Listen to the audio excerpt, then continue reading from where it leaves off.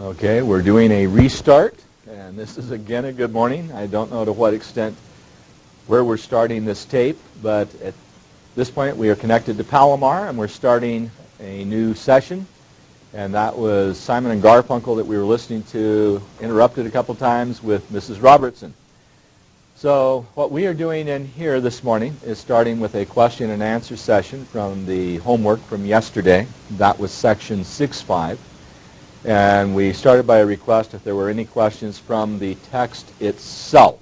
And that's where I'd like to start, from the text, then I'll go to the computer version. Okay, text problems. Number 53 in the text, so that we can reference that. And this was a trapezoid. Okay, and so I have 1.28 meters, a 1.12 meters, and a 1.08 meters. And I hope it's clear to you that that is the altitude that is at the 1.08. So if that is the case, as I go to the board and leave that up there for a moment, Ernie, because I need to reference it. So that's number 53, and I'm going to need to draw that. So let me get a straight edge. I'm not going to try to freehand a trapezoid.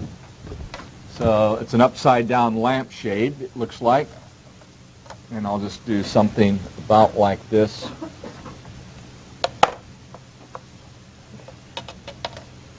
And I don't know if I have this looking as good as it should, but let's go to the board now. Okay, so this is going to be at a 1.28 meters here. And in the bottom I have 1.12. And the altitude is often done here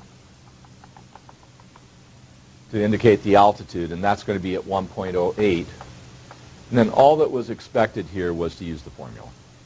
So your area for a trapezoid is you take the height, divide it by 2, and then you multiply by the little base added to the big base. So in essence, you're averaging these two.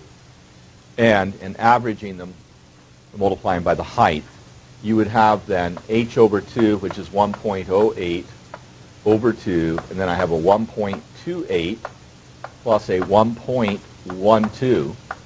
And I think as we look at that, just in terms of what's happening here, it looks like the author has been pretty nice to us, because this is going to be a 2.40. So I have a 1.08 multiplied by a 2.40. I divide that by 2, and I don't know which way you'd want to do that. My inclination is to treat that as just 1.2 then. So I have 1.08 times a 1.2. And when I get done, I'm going to have square meters. So this is just a matter of multiplying the 1.08 times the 1.2. So you have a 216 and a 108, and that's going to be a 3. Oh, curl, 2 and 1's not 3. 1296. And I want it, what, 3 digits after the decimal, so it appears I have 1.296, and I have meters squared. Does that answer the question for you? Where was the hang-up, out of curiosity? Okay. And then you had that over 2, right? Okay. It's just a matter of canceling the 2, and you're in business. Okay? Any other questions in the book or on this problem? Yes? So you're supposed to divide the whole, the sum of everything on top is divided by 2. When I have h over 2 times little b plus big B, this in essence could be rethought of as h times big B plus little b in the parentheses all over 2. It's just a denominator for the entire product. And so whether I cancel with the h or the sum of these two bases is immaterial. Now, if you are thinking strictly in terms of decimals, you might think of just putting the 1/2 out here separate from that. And so you could argue you have 1/2 times h times big B plus little b, and think of this being 0.5, and then multiply by your 108, and then your sum. So this could have been treated as 0.5 times the 1 0.08 times the 2.4, and you get the same answer. So I sort of mixed the idea of a whole number here and canceling and then doing the product. Okay? Any other question on that one? Any other question from the text and problems there? Okay? Number 55. See if I can get the text moved up enough to where I don't make that look like an oval. There's 55. And we have a circle with a diameter of 10.5. So in number 55, I'm looking at a circle with a diameter of 10.5 coming across, and I believe that's in meters, inches. Okay, so 10.5 inches. So the radius is going to be 5.25. So again, my area here, pi r squared. Okay? So I have a pi times r squared. So I substitute, and what are you supposed to do at this point? Use 3.14, not the 22 over 7. So the substitution here is going to be a 3.14, and then in parentheses, and here I have a 5.25 quantity squared. Hint, okay, and suggest that you stay with me on this. And, I mean, at this point, focus as much as you can, because at this point, we're down to the very end, so to speak. We're down to about 4 weeks and counting. And you need to be as intense in this as you can be, or you're toast. So just a comment there, please. I'm going to do it in a different way, just a comment here. And that has to do with a diameter, using it as is for a reason I'm going to explain in a moment. If I have pi r squared, another way of looking at this is that's pi times d over 2 squared. But then that's pi d squared over 4. And where would that help me in this problem? Well, squaring 10.5 is a little bit easier than squaring 5.25. So that might be an advantage there. Squaring 10.5, it's a number that ends in 5, so it's 10 times 11, 110.25. And that's easier than squaring 5.25. Unless you want to look at this as 5 1/4, that would be a choice, but that's going to give you what? 21 over 4. So if you don't mind squaring 21 over 4, and that's 441 over 16 when I square it, there's ways of trying to avoid just multiplying 5.25 times 5.25. I sort of like this one to the extent that you have then, again, the argument is 1 more than 10 is 11, so 10 times 11 is 110.25 times 3.14, and this is all over 4, and that maybe is a little bit easier to do. So if I take 4 into here, that's going to go 2 with a 3 left over. That's a 7 with a 2 left over. That's a 5 with a 2 left over. That's a 6 1/4, so that's a 2 5. So this is going to be that number times 3.14. And there's not much nice about that until we make an agreement. So we slide over just a little bit, Ernie, so I can see this number here. Unless we make an agreement how many digits I'm going to try to carry this out. So I'd be inclined to say that's 27.56 times 3.14 and carry something through like that with the work. And again, this is a messy problem depending on how many digits they have in the answer key or on the computer, because sometimes all it takes is 1 digit being off. So this would give you your answer down here. I'm not going to carry that out, but a variety of ways of looking at it. And we're at the point where we borderline use a calculator, not use a calculator. And we've tried to take a position in the department, and in terms of what we're doing, that we don't use the calculator in the Math 20, period.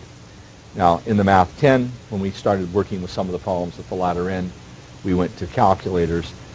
Here's a case where if I had to do this problem, I would be using a calculator rather than carrying through the multiplications the way I am. But is that far enough in the problem? And again, this is a wrinkle we haven't done before, but it's sometimes nice to be able to do it that way. Okay, any other question on this problem? Any other question in this one? Michael? If radius squared is 10.5. No, wait a minute. That wasn't radius squared. That was the diameter. Okay. Diameter was 10.5. The radius is 5.25. But, okay, radius squared 5.25 is 10.5, right? No. 2 times 5.25 is 10.5, but the radius squared is 5 times 5, roughly at 25 plus. You're thinking in doubling instead of squaring. So we have here 5 times 5 would be 25. It's going to be bigger than that. But roughly 3 times 25, if you estimate, is going to be about 75. Well, if I look down here and I'm taking 3 times 27.5, I'm going to be closer to 80, but that was because I was rounding this off to a 5. So you anticipate being up around 80 square inches. But again, this is a case where you got to be very careful that the 2 on the exponent is not doubling the number. And we've got to play that game very carefully. Just a reminder. And this is where I think I've complicated it to an extent. If I tell you that I want the square root of 25, we talk about that being 25 to the 1/2 power. Okay? And now, if I think of 25 being 5 squared, I have the exponents getting multiplied, and 1/2 times 2 is 1, so that is 5 to the 1st. So when we work with these exponents, we think of dividing by 2 or doubling something. But when I think of squaring something, I'm writing the base as a factor in the resulting product. So when I say that I have 5.25 squared, so thinking now of the problem that we had, this is writing that base as a product. And so we get something bigger than 25, not doubling it. So exponents versus coefficients. 5 times 2, yeah, 10. 5 to the second, 25. So this relative position of the 2 in these 2 different spots tell an entirely different story. So 5 times 2 versus 5 to the second power, subscript versus, or a superscript I should say, the 5 to the second being a superscript, is different than making it a coefficient. Does that answer? Any other question on this or a problem in the text before we go to the computerized versions? Okay, Isaac, now for your question, computerized version. Okay, what section are we from? I need to know that. This is 6.5 we're doing? Okay, and I think what I'm going to do, Ernie, is bring camera 1 over here so I can free up camera 2. And let's go to the document cam in between for just a moment. This was the problem we were just discussing. I need to clean off a board over here as I go to the other side. And I'll take the problem that Isaac has as Ernie gets the cameras ready. Okay, Ernie. And now, Isaac. -7 1/3. Open parentheses. 1.7. Close parentheses. -1 7/8.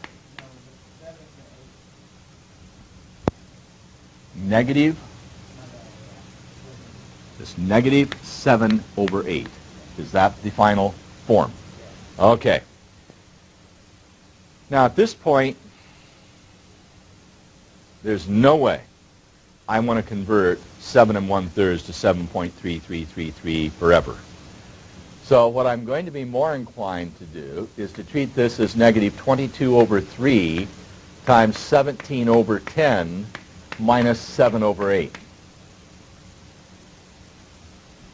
Because there's not anything I'm going to gain by taking this at 7.3333 and so forth. Now I gain something out of this because this becomes an 11. This becomes a 5 by reducing. So I have a negative 11 times 17, which is a 187 over 15. And then I have a negative 7 over an 8. Now the downside of that is that these two are relatively prime, so the LCD is their product.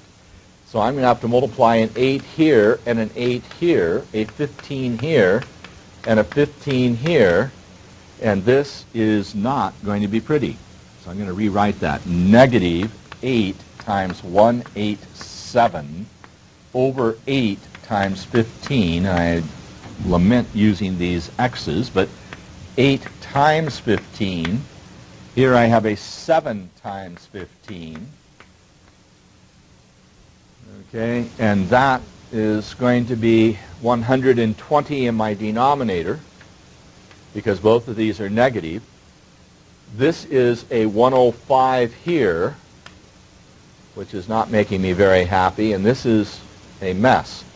So I have 56, 69, 14.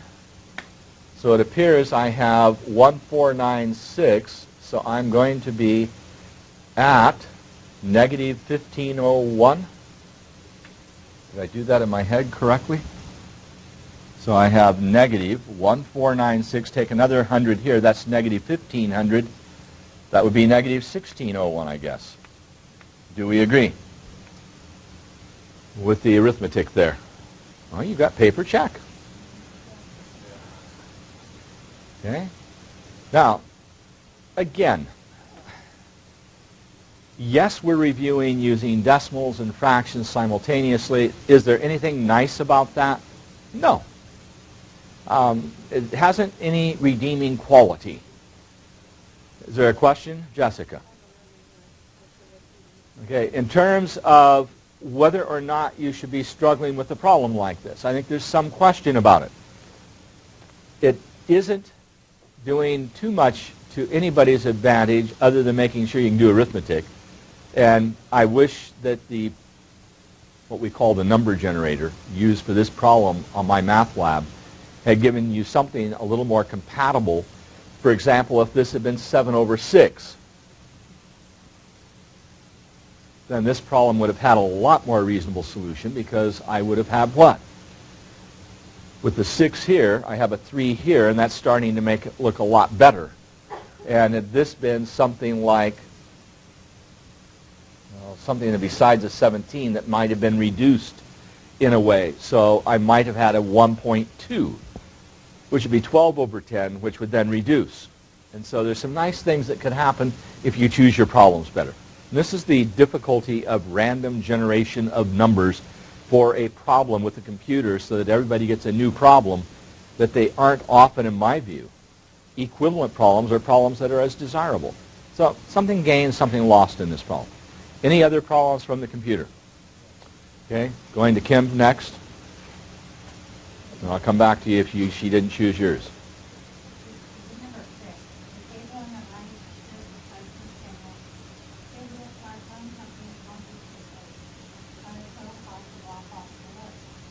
Okay, so we have the phone calls and a table, and you're supposed to find the total cost. And you're supposed to add up a bunch of numbers. And they're all positive numbers?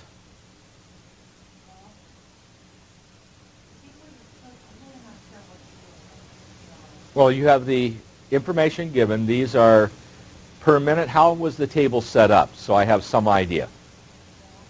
You want to pass it over to me so I can see? Thank you. So you have minutes, and you have time, and you have a rate. So what we have is a table in which you have 15 minutes. And you know that there's certain rates you pay for different times, particularly with cell phones. At least that was the past. This was at 14 cents a minute, so it was in terms of a dollar figure per minute. Then this was at 11 cents a minute, and this was at 10 cents a minute. So these are rates if you talk when nobody else wants to talk in the world between 10 p.m. and 8 a.m. If you're talking, then you pay less amount. So in a sense, this is like a weighted problem. You want to pass that back.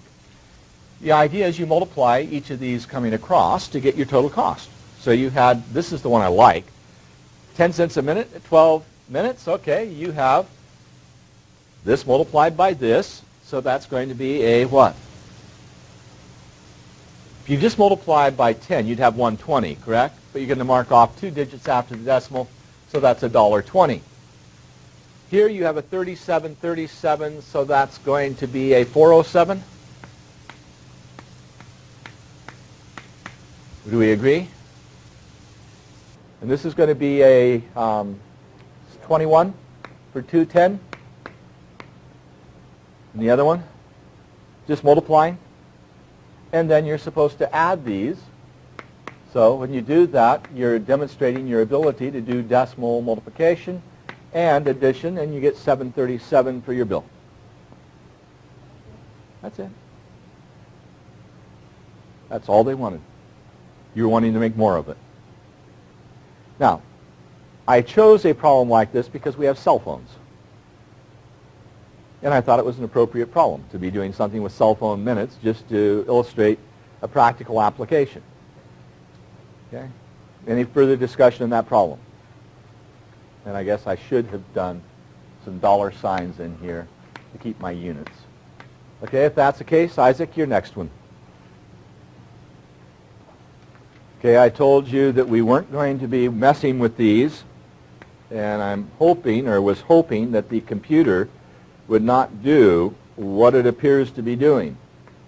And that is, unless these numbers are nice, it doesn't work at all. And I had selected from your homework problems in class so that we did not do this because we don't have a calculator. And that had been the statement why I was not going to do that. So I can substitute, but it's not a problem I think is going to be very reasonable, even though N and T are pretty nice. But let's carry it through, and I tried to avoid these. Now, if they're rigged well, this works. You substitute. So you have a 1 plus a 0.36. You have it over 4, and you're going to take it to the n, t power. And so n is 4, t is 1/4. And so this problem, without a calculator, was rigged well enough that this is a no-brainer. If you understand that 4 times 1/4 is 1, okay, so all you have to do is take 4 into 0.36, that's 0.09. So your answer is 1.09, and you're done without a calculator. Substitution, and get your value. Again, 4 into 0.36 is 0.09, so that's 1.09 to the first power, which is 1.09. But I had tried to avoid those because unless we rig them as this is rigged, you would need to have a calculator with an exponent key that we did in the simple interest unit in Math 10, and I'm trying to avoid the calculator. So as long as the problems are rigged, this is pretty cool. If this came out to the 23rd power or 24th power, some ridiculous number, there's no way you're going to multiply 1.09 to, say, the 24th power to get your answer. Now, did anybody else have one like this in the computer homework? Was it rigged well enough that it came out nicely? I'm really a little bit skeptical that the programming in my math lab consistently substitute numbers at the level they're supposed to. So it depends on who is doing the programming and what the selection is. And it's very dicey. Well done, works great. Done badly, sucks. So if you're having problems with one of these and you have something that's totally unreasonable, then let it go. This one was pretty darn reasonable. Now, where was your question in terms of doing the problem? Isaac, you asked for it. I'm asking you. Where was your question? You didn't understand the substitution? Okay, then that suggests Go back and do about 15 more of them until you understand the substitution process. Anybody else on this problem? Yeah, but intimidating, okay? You've got to get past that. It says substitute. Do the substitution, find out if it still looks rotten. And the intimidation factor, if you're intimidated by it, do 5 more of them. We are at the point where if I give you a formula and I ask you to substitute, I don't care how intimidating it is, you plug in the values and find out if it's still bad. So going from here to there, I don't care how rotten the numbers are, you are expected to be able to do that at this point. And if you're feeling intimidated by it, it suggests to me you haven't done enough problems to get past the intimidation factor. And there are times, no matter how often you've done something, you may feel intimidated by it. But jump in and do it. Don't stare at it. Jump in and do it, and then see what happens. Any other questions from the computerized homework? Okay. While you're looking for that, just a comment, that last statement, whether you're talking about courses you're taking, whether you're talking about goals you have, where you're headed, that intimidation factor is always going to be in front of you. You walk into a situation that's new and you're going to feel it. And so to that extent, not unusual. It's what you do about it. So I think of, Robert, what you're facing in terms of film work and such. There's going to be an intimidation factor about it. Are we having problems, Ernie? What are we having problems with? Is he lost it again? Okay, so he just lost it. So I'm going to stretch it out here momentarily so people who are watching this understand that we're just trying to give Palomar an opportunity to regain the connection so that they don't have to take the tape and have it sent down to then work on. So make just a few more comments there. I don't care how often you do something. You talk to performers who are on Broadway. Opening night jitters, I don't care how many times you've done it. I've come into classes so many times that it's not reasonable to count at this point first day lectures. I still have butterflies the first day just because it's a new experience. You're going to have math problems that you just go, oh darn, another one of those. And it may go back 40 years earlier to a problem that you disliked, and you see it again, you think, here we go again. It's what you do with the butterflies and what you do with the kind of panic that makes the difference. Are we connected yet? Okay, we're still going with that. Will you come back to the document, Cam, for the moment, and I'm going to come back, I think. Kim, before we do that, do you have a question yet? Do you have it now? Okay, let's come back to the board, Ernie. It was 21. A gram of salt is a cube. A cube that is 0.06. Okay, this is the gram of salt that I did. Did I give this one? Yeah. Okay. I got the A part, but the B part where I want you to estimate how many grams. Okay, let's get the volume of a certain grain of salt. I chose this one because of how much, that unit. Yeah. So what is the dimensions on this grain of salt? 0.06. What is the unit? Inches, meters, centimeters, millimeters? Inches, I'm sorry. It's in inches. Wrong. Okay, so this is the diameter of a grain of salt, which is going to be a spherical shape.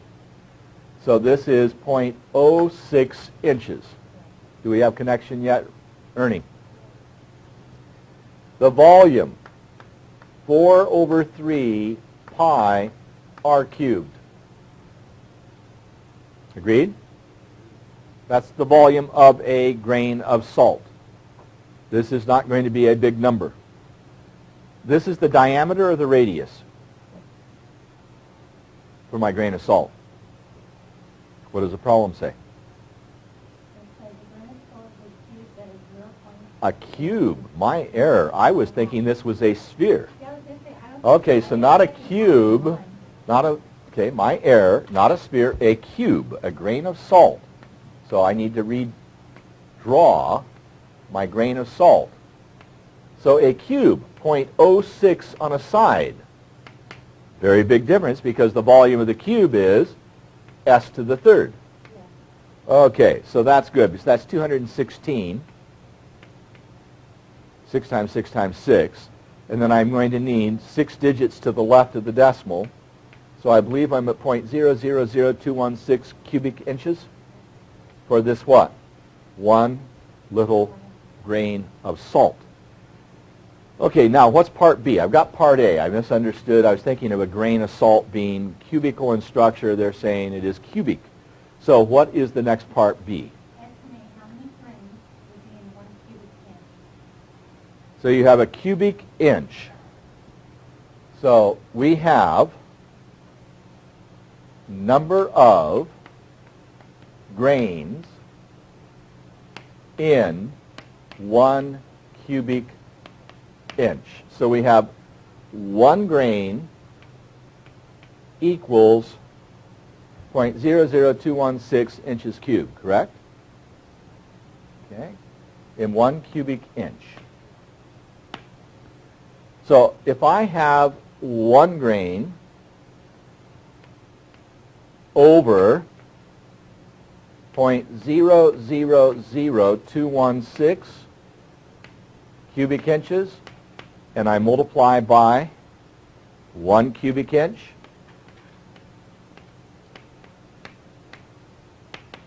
the cubic inches cancel, and so I just want, in essence, 1 over 0.000216, using dimensional analysis to help us, at how much unit we did before. So when I do this, I think I would be inclined to maybe consider this for the moment, a 1 over, and I have 2.16 times 10 to the what power? Minus 4? And this is going to be in cubic inches. So 10 to the minus 4 down here becomes what on the top? 10 to the 4th over 2.16. And so, roughly speaking, that is 10,000 over 2, rounding off. So if you wanted to round off, you could say you have 10,000 over 2, which is 5,000. So roughly 5,000 grains. Now, if I'm going to actually carry through the division of 216 into 10,000, it's going to come out a little bit. I didn't write the 10 to the power I needed there. 5,000, 5 times 10 to the 3rd grains. It's going to come out a little bit less, agreed? Because 2.16 is going to go into 10 a little bit less than 5. So it's going to be 4 something. So if I just take 2.16 and divide that into 10 for the moment, just to get this part here correct, that's going to go over 2, that's going to go over 2, this is going to become a 4 here, and so that's 884? No, 864. And that's going to be a 36 and a 1, and that's going to be what appears to be at about 6, because that's 1296. And so I would round off and say 4.6 times 10 to the 3rd grains, if I wanted to round it off using scientific notation. Or roughly 4,600, and if you want it more accurate, you subtract here and you say you have a 4 here. That's going to make this a 6, and so you have 64 over 216. That's, okay, I was going to think there was a nice part of that, but it's not. So that's going to go a 2, which is 432. It would be nice if it would have gone 3, but it doesn't. And so my guess is this is at about a 9 here. So I'm anticipating 4,629 grains. Okay? Does that answer your question? Okay. And, well, if I'm estimating, 5,000 grains would be my estimate. So 1 cubic inch, if these numbers are right, you think of that, well, we were at a restaurant in, are we on at all, Ernie? No. We were at a restaurant in Oakdale, I think it's called Marcello's. Had a delightful meal, and they had little salt shakers that looked like rectangular parallelepipeds, just like a box. Well, if it had been a cube instead, you could have sat there and said, my goodness, if it's 1 inch on a side, 1 cubic inch, then I have 5,000 grains of salt I can use in my meal. And you can count each grain, tell me what's left. Make the dinner a mathematical experience. Any other questions from the homework? Okay, so we can then go ahead. So as soon you're lost on the grains of salt? This is a how much problem, dimensional analysis, in which I find the volume of a cube. Let's slide over. No, let's slide over because you should not be feeling lost at this point for what we're doing. You have a cube. The volume of a cube is S times S times S. You're okay to hear. And you have 1 grain equals this much. So this is a unit fraction. I simply took this equality and divided both sides by 0.000216. So dividing by that, this is the number of grains per cubic inch. 1 grain per this many cubic inches, and I have what? 1 cubic inch, so multiply, the inches, cubic inches cancel, and you have to do a division. Now, if you prefer, you can divide 0.000216 into 1. This is an option.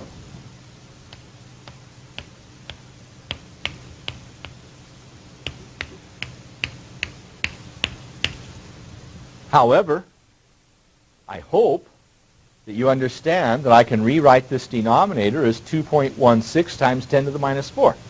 That was the large numbers in scientific notation unit. So that says you have roughly 2 times this in the denominator. The 10 to the minus 4 means 1 over 10 to the 4th. So that becomes this fraction. That's 10,000 over 2. Hence 5,000 grains. That should not be messing you up at this point.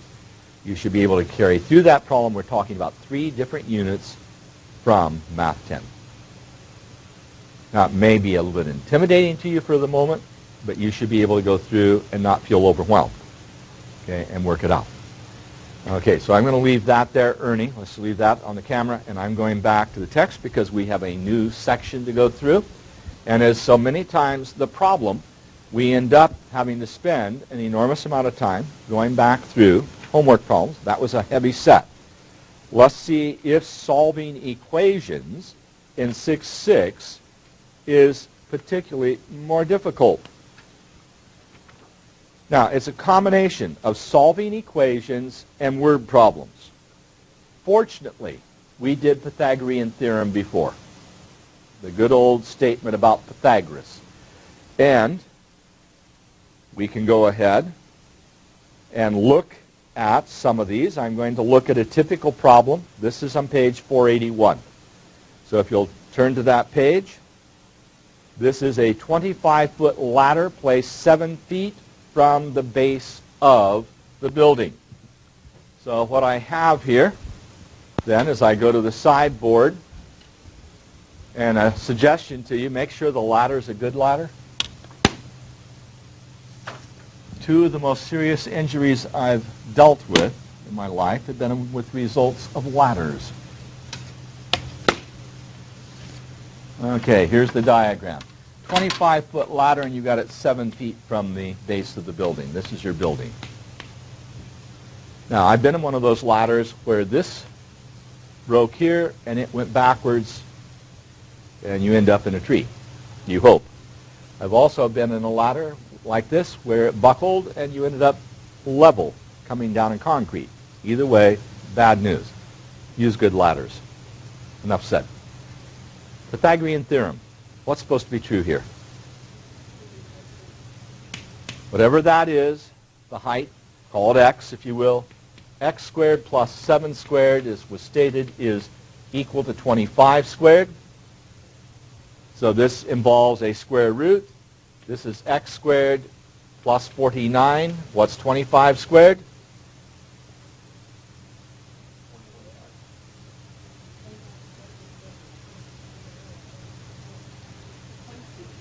625. Your shortcut, go up 1. 2 times 3 is 6. Put a 25 after. So you get a 625. What is this going to become here at this point, Robert?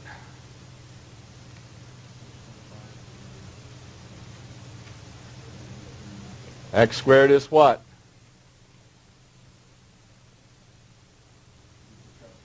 I want to subtract 49 from 625. That's what I'm wanting you to do rather than what you were doing.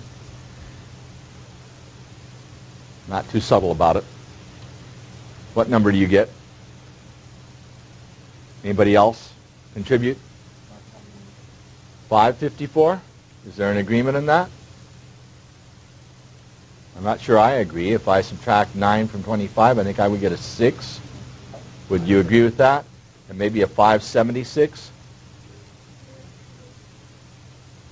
You want to reconsider that number?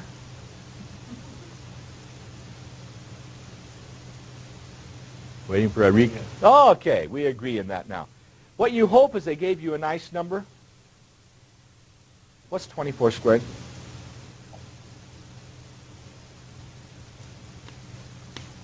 Well, it's 25 minus 1 squared, correct?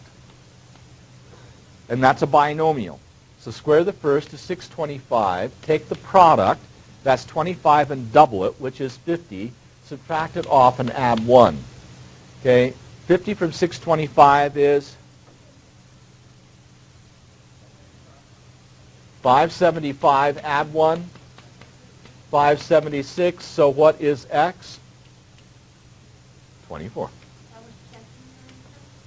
It was trying to figure out what the square root of 576 is. Okay? 7, 24, 25 is the Pythagorean triple.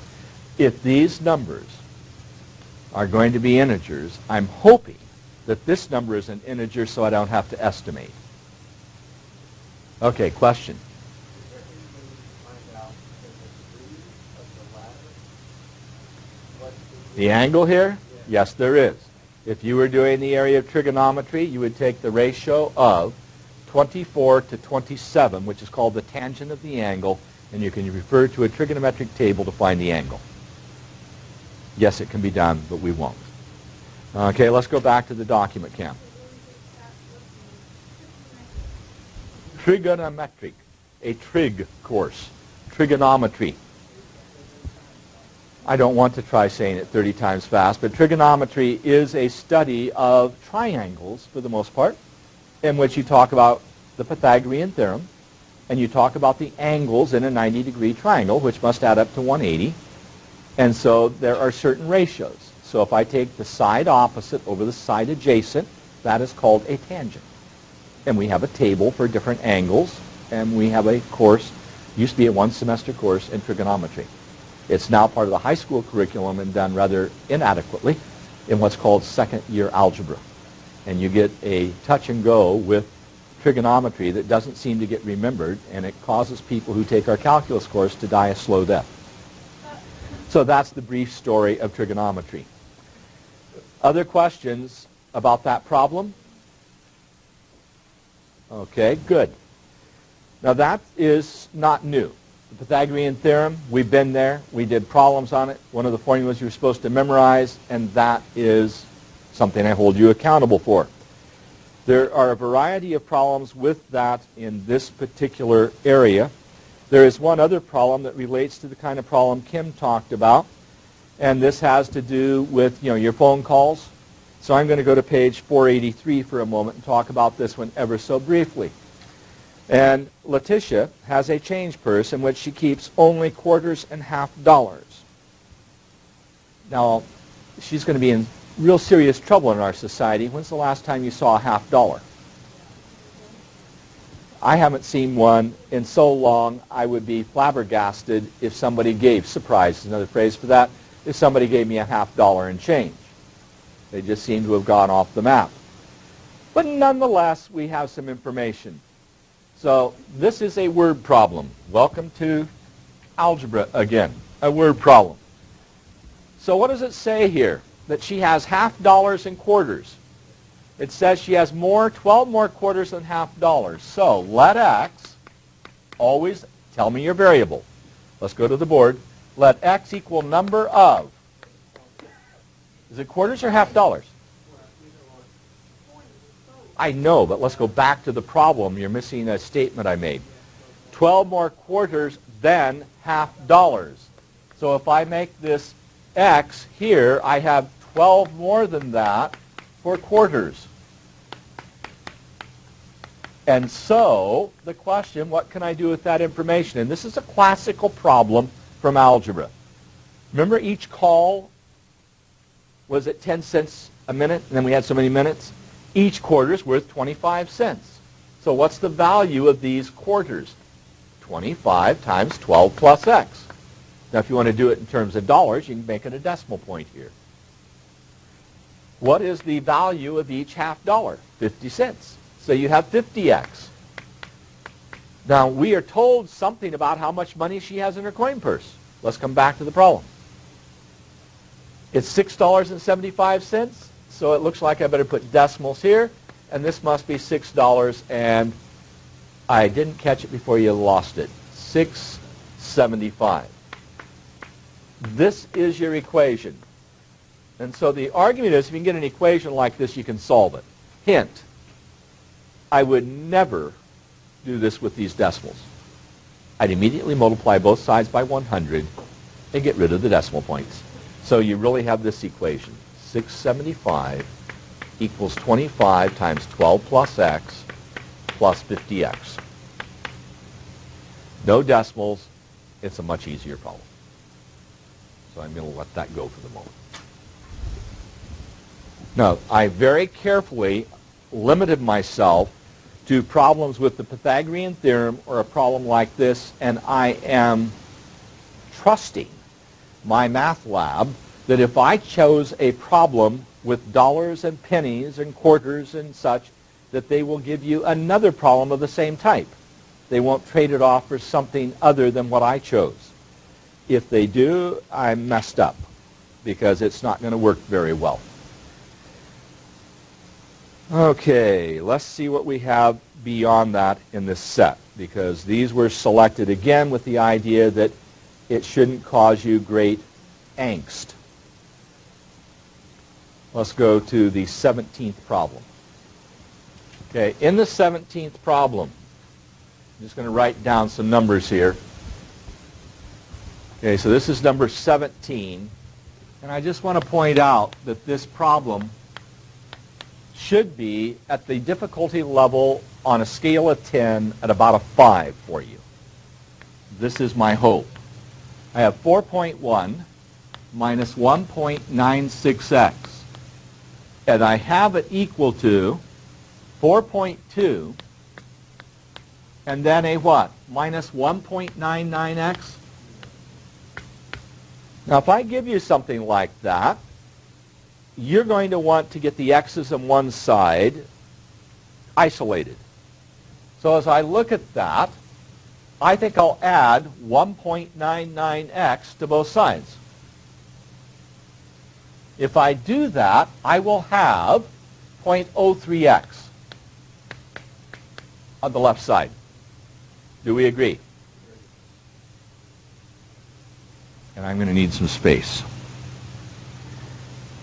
Ephraim, can you toss me one of those erasers, please? Toss at me, not throw at me. Thank you. Thank you.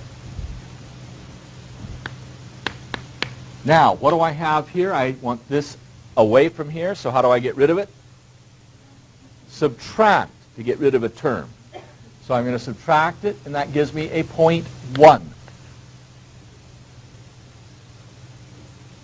Now, you could argue at this point, divide by 0.03, which I think is Sandra's choice here, divide. Or I could say, I don't like that pesky 0.03. Let's multiply both sides by 100. And that would give me 3x equals 10. Correct? Hold on. I don't like the 0.03. I'm going to get rid of it. So multiply the left side by 100, I get 3. Multiply the right side by 100, I get 10. X is 10 over 3, and I'm done.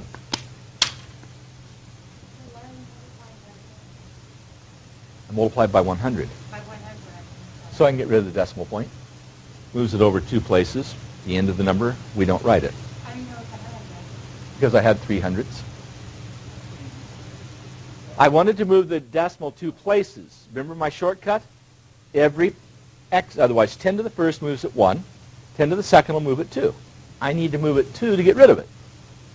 Now, if you don't like doing that, you're more than welcome to do what?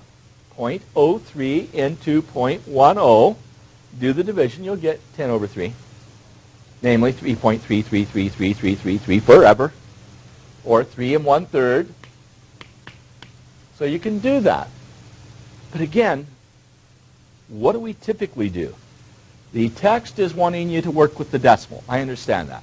So it's going to be particularly happy if you take 0.03 into 0.10. When you do algebra, you avoid that by getting rid of that decimal point, by multiplying by a power of 10 that moves it to the right, and it's gone. So I would prefer that you move the decimal point rather than dividing 0.03 into a 0.1. Let's go back to the document camp. Now, the point is, most of these problems are like this. What is the one wrinkle that is added to it to make it a little more challenging for you? The distributive property. So as I come back and look at maybe 21, you're going to have to multiply by 1.5 first, right? So that's going to give you 1.5x plus 12. Look at it again. 1.5 times x, 1.5 times 8.